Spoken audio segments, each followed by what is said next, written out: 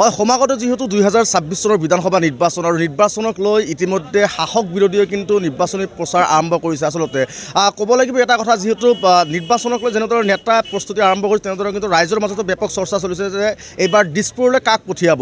যিহেতু চৰকাৰ বিজেপিৰ আছে, এটা আঁচনি যিহেতু বিজেপি চৰকাৰখনে বহু অভিলাষী আঁচনি দিছে, এই আঁচনিসমূহ পাইছেনে নাই। মই যিহেতু বৰ্তমান উপস্থিত আছোঁ, এয়া হৈছে গৌৰীপুৰ বিধানসভা সমষ্টিৰ অন্তৰ্গত একেবাৰে যি আলমগঞ্জ বজাৰত মই ইয়াৰ সামগ্ৰিক দৃষ্টিকোণ দেখুৱাবলৈ অনুৰোধ জনাম। মোৰ সতীৰ্থকে বজাৰত উপস্থিত চব্জি বজাৰত আমি কিছু কথা জনাৰ চেষ্টা কৰিম। আচলতে এই আপোনাৰ কাষত আহিছোঁ, চৰকাৰ যিহেতু বিজেপিৰ, আপোনালোকৰ চৰকাৰ যি আঁচনি দিছে আঁচনিবোৰ পাইছেনে নাই? নাই, পোৱা নাই। এটা আঁচনি পোৱা নাই? নাই, পোৱা নাই। এইবুলি কাৰ চৰকাৰ হ'ব এতিয়া?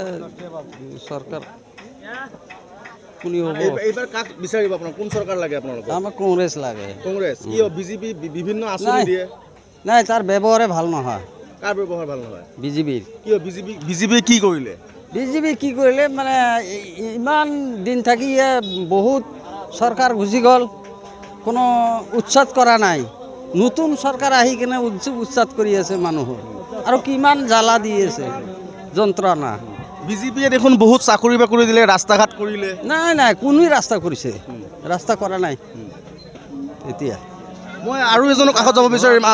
আপোনাৰ কি হৈছে? আপোনালোকে এবাৰ চৰকাৰ কংগ্ৰেছ বিচাৰে নে বিজেপি বিচাৰে? আমি কংগ্ৰেস। কিয়? বিজেপি তাৰ মানে আমাদেৰ যে টিলেভাড়াত ঘৰ ধৰ সম্পূৰ্ণ ভাঙিয়ে দিছে। হ্যাঁ, ভাঙি দিলে কাৰণে বেয়া পায় নেকি? সেইকেইটাতো মানে বেদখল কৰি আছিলে। বেড়ে দখল বন্ধ করা মানুষ এগুলা কোনো কিছু আজ কত বছর 60-70 বছর হয়ে গেল আমি এই আলমগঞ্জতে ভোট দেই। হ্যাঁ, কোনো কিছু গভর্নমেন্টে কোনো কিছু ভাই নেই এখনো, কোনো কিছু না। বহু আঁচনি দিছে। নদী ভাঙ্গিয়া চুরিয়া ওই টিলেভাড়াত যা বাড়ি নইছি সেই জায়গা থেকে আমাকে ভাঙ্গিয়া চুরিয়া সেই জায়গা অন্ধ মানুষ মাটি রাখছিল গান বাজনা করিয়া, হেও মাটিটা ভাঙ্গিয়া দিছে। আমি আৰু স্থানীয় ৰাইজৰ লগত কিছু কথা জনাৰ চেষ্টা কৰিম। আপোনাৰ কাষত আহিছোঁ, এইবুলি যিহেতু নিৰ্বাচনৰ মাজত মাত্ৰ কেইটামান দিন, এবাৰ কাৰ চৰকাৰ হ'ব? আমাৰ কংগ্ৰেস সৰকাৰ লাগে। কিয় কংগ্ৰেছ চৰকাৰ লাগে? এই ইউডিএফ সৰকাৰ, ইউডিএফে আমাৰ এমএলএ আছে, একো কাম কৰা নাই। এটা ৰাস্তাঘাট চৰকাৰটো ইউডিএফে চৰকাৰ বনাব নোৱাৰে। নোৱাৰে। কংগ্রেস লাগে আমার। কিয়? বিজেপি দেখোন বহু আঁচনি দিছে, হলেও আমরা একো পাওয়া নাই। বিভিন্ন আঁচনি দিছে, দিলেও আমরা পাওয়া নাই। এতিয়া ৰাস্তা ঘাটৰ উন্নয়ন কৰিছে। ক'ত কৰিছে? একো কৰা নাই, কোনো কৰা নাই নে? বিজেপিৰ প্ৰতি আপোনালোকে ইমান কিয় বেয়া মনোভাৱ? আমাৰ ইয়াতে কোনো কাম কৰা নাই, ৰাস্তাঘাটে একো কৰা নাই। আপোনালোকৰ বিধায়ক কোন? আমাৰ তো মিজানুৰ ৰহমান, ইউডিএফেৰ। আমি আৰু কিছু কথা জনাৰ চেষ্টা কৰিম। যিহেতু বজাৰত আছোঁ, আমি অকণমান আপোনাৰ কাষলৈ আহিছোঁ। এইবুলি যিহেতু নিৰ্বাচনৰ মাজত মাত্ৰ কেইটামান মাহ বাকী আছে, আৰু ইতিমধ্যে নেতাসকলেও কিন্তু তেওঁলোকৰ যি নিৰ্বাচনী প্ৰচাৰ সেয়া কিন্তু তুংগত কৰি তুলি ৰাখিছে। তো এই সময়ছোৱাত আপুনি যিহেতু গৌৰীপুৰ সমষ্টিৰ এগৰাকী লোক, বজাৰ কৰিব আহিছে, আপুনি কাক চাই এবাৰ? মানে আমি একচুৱেলি কাক চাম, ভাল এজন মানুহ চাম। মানে এনেকুৱা মানুহ আমি দিছপুৰত পঠিয়াব লাগে যোনে আমাৰ হৈ মাত মাতিব, আমাৰ গৌৰীপুৰ ৰাইজৰ ভাৱে দিছপুৰত মানে হেৰি কৰিব, মানে মাত মাতিব। তেনেকুৱা আমি এজনক বাছি পঠিয়াম। আৰু ধৰি লওক যেনেকুৱা কংগ্ৰেছ, বিজেপি আৰু ইউডিএফ আছে আমাৰ ইয়াতে, বিশেষকৈ আমি সৰুৰে পৰা চাই আছোঁ কংগ্ৰেছৰ যিবিলাক কাৰ্যকাল। আমি 2005 পৰা আমি ভোট দিয়া মানুহ, 2005 পৰা ভোট দিছোঁ। আমি আচলতে কংগ্ৰেছকে ভোট দিছিলোঁ ইমান দিনলৈকে, কিন্তু এওঁলোকৰ যেনেকুৱা আচাৰ ব্যৱহাৰ, ধৰণ কেনেকুৱা, আপোনাৰ মানে 5জন যদি টিকিটৰ দাবীদাৰ থাকে, এজন টিকিট পালে আৰু 4জন মানে বাঘ কংগ্ৰেছ যিটো কয়, মানে 5জনৰ ভিতৰত এজনক টিকিট দিব, 4জনে পিছফালৰ পৰা বাঘ সোমাই দিব। সেইকাৰণে গৌৰীপুৰত কংগ্ৰেছৰ অস্তিত্ব নাই আৰু নাথাকে, কেতিয়াও নাহে। কাৰণ আমি সৰুৰে পৰা চাই আছোঁ কংগ্ৰেছৰ কেতিয়াও মানে আমি এমএলএ পোৱা নাই, আৰু আমি যেনেকুৱা চাই আছোঁ নহয়, কেতিয়াও নহয়। আমাৰ লোকাল এমএলএ আছে নিজানুৰ ৰহমান বাবলু, এওঁ বহুত ধুনীয়া মানুহ। তেওঁৰ লগত যোনে এবাৰ কথা পাতিছে, মানে ডেভেলপৰ কামটো ভালেমান কৰিছে। আৰু বহুতে কৈছে যে গৌৰীপুৰ সমষ্টিখন ডেভেলপ হোৱা নাই। নহয়, বহুত কৰিছে। কিছুমান আছে হয়তো, কিছুমান এলেকা আছে হয়তো কাম চাম অলপ কম হৈছে। একেবাৰে যে চব খুদে কোনে একেবাৰে কৰিব লাগে সেইটো কথা নহয়, বহুত কৰিছে, যিখিনি কৰিছে বহুত কৰিছে।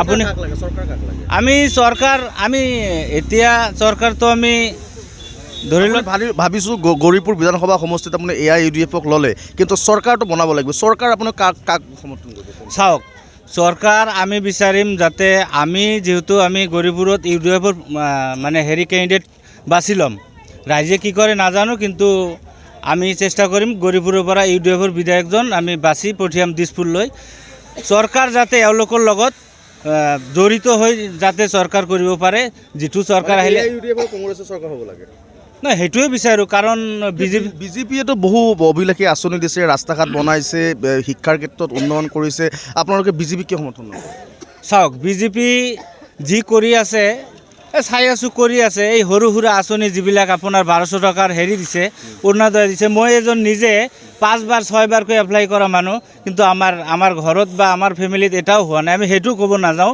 এতিয়া যদি 1200 টকা মাহত দিয়ে এটা ফেমিলিত যদি 10জন 15জন বা 5জন 6জন ফেমিলি আছে 1200 টকাত কি হ'ব 1200 টকাত একো নহয় ইফালে চাকৰি বাকৰিৰ ভিতৰত দি আছে পাৰ্চিয়েলিটিভাৱে দি আছে কমিউনিটি চাই দি আছে এতিয়া চাওক কিছুদিন আগত হেৰি হ'ল আপোনাৰ বিলাচীপাৰাত উচ্ছেদ হ'ল তাত কোনে মাত মাতিল আমাৰ হৈ যোনে মাত মাতিব আমি সেয়া মাটি বেদখল কৰাৰ কথা কৈছে নহয় সেইটো কথা নহয় আজি যুগ আগৰ পৰা যিসকলে বসবাস কৰি আছে সেই কংগ্ৰেছৰ ট্ৰামৰ পৰা বহুত আগত 60 বছৰ 50 বছৰ আগৰ পৰাই কংগ্ৰেছৰ আমলৰ পৰাই যিহেতু তেওঁলোকে মানে বসবাস কৰি আছিল বসবাস কৰি থকা অৱস্থাত কংগ্ৰেছে যদি চালে হয় যে আমি এওঁলোকৰ মাটি পট্টা সঠিকভাৱে দি দিওঁ আৰামছে দিব পাৰিলে হয় কংগ্ৰেছে গাফিলতি কৰিলে একচুৱেলি 100% কৰিছে চৰকাৰ কাৰ হ'ব এইবাৰ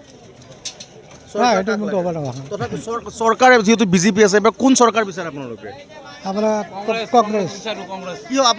আপুনি কিয় কংগ্ৰেছ বিচাৰি ক'লে কিয় নকৰিম মানে বিজেপিয়েতো বহু আঁচনি দিছে ক'ত আঁচনি দিছে আমাৰ মিয়াসকলে একো এটা বস্তু দিয়ে নাই আমাক কি দিছে কোনে দিছে আমাক অকল 5 কেজি চাউলে দিছে কংগ্ৰেছে কি দিছে কংগ্ৰেছে নিজেও কংগ্ৰেছে ভাল আছে আমাৰ হেমন্ত বিশ্ব শৰ্মা ডাইৰেক্ট কৈ আছে যে মিয়াসকল কংগ্ৰেছৰ দেউতাই হয় আমাৰ দেউতাই হয় কংগ্ৰেছ ইমান দিন 10 বছৰলৈ বিজেপিক ভোট দি আহিলোঁ কি দিছে আমাক আমাৰ কাৰণে একো নাই মানে মিয়াৰ দেউতা কংগ্ৰেছ হয় নিশ্চিতভাৱে সেয়া কিন্তু গৌৰীপুৰ সমষ্টিবাসীয়ে বিভিন্ন কথা কৈছে আচলতে যে মিয়াৰ দেউতা কংগ্ৰেছ যে হিমন্ত মুখ্যমন্ত্ৰীৰ সততে যি কৈ আহিছে কথাটো সেই প্ৰসংগক লৈ কিন্তু কথাটো কৈছে যে মিয়াৰ দেউতা কংগ্ৰেছ এটা ডাঙৰ কথা আৰু বহুজনে বিভিন্ন কথা কৈছে যে যেনেকুৱা ধৰণৰ আমাক উচ্ছেদ কৰিছে বা যি আঁচনি চৰকাৰে যি বিজেপি চৰকাৰে যি আঁচনি দিছে সেই আঁচনিসমূহ পোৱা নাই এতিয়া কথাটো হৈছে যে নিৰ্বাচন যিহেতু সমাগত আৰু এই যি গৌৰীপুৰ সমষ্টিবাসী আছে সমষ্টিবাসী আচলতে সময়ত কি সিদ্ধান্ত লয় সেয়া কিন্তু হ'ব